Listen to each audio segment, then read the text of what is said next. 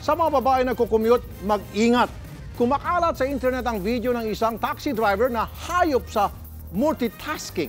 Habang nasa manibela ang isa niyang kamay, ang isa pang kamay ay may kinakambyo sa loob ng kanyang pantalon. Umaaksyon si Ivy Bernardo.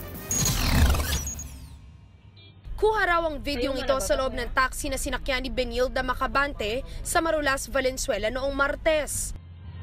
Nasa ka ba ng ma'am? Sa may kuya.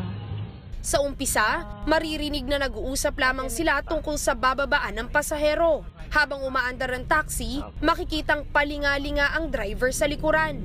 Nakahawak pa rin ang kaliwang kamay niya sa manibela, pero may tila mabilis na ginagalaw ang kanan sa kanyang pantalon. Sa Facebook post ni Macabante, sinabi niyang di niya nakumpronta ang driver dahil sa takot na may gawin pa ito sa kanya. Pagbabaraw ni Macabante ay diniskwentuhan pa siya ng taxi driver ng 20 pesos. Iginiit din niya na disente ang kanyang suot ng sumakay ng taxi. Nakakatrauma po. Gusto ko pa rin po pagbayaran niya talaga kasi kung hindi po niya pagbabayaran, mauulit at mauulit po Agad daw dumulog sa Valenzuela City Hall si Macabante pagkatapos ng kanyang trabaho. At kagabi, nahuli sa isang bahay sa Quezon City ang taxi driver na kinilalang si Bonifacio Asuncion.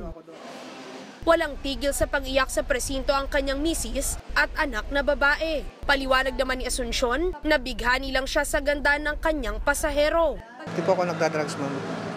Nakainom? Hindi rin po, ma'am. So, ba't mo lang siya nagawa? Nabigyan ako sa pasahero ko, ma'am, na maganda. Naharap sa kasong unjust vexation ng suspect na may parusang kulong na 1 hanggang 30 araw at multang 5 piso hanggang 200 piso. Umaaksyon, Ivy Bernardo, News 5.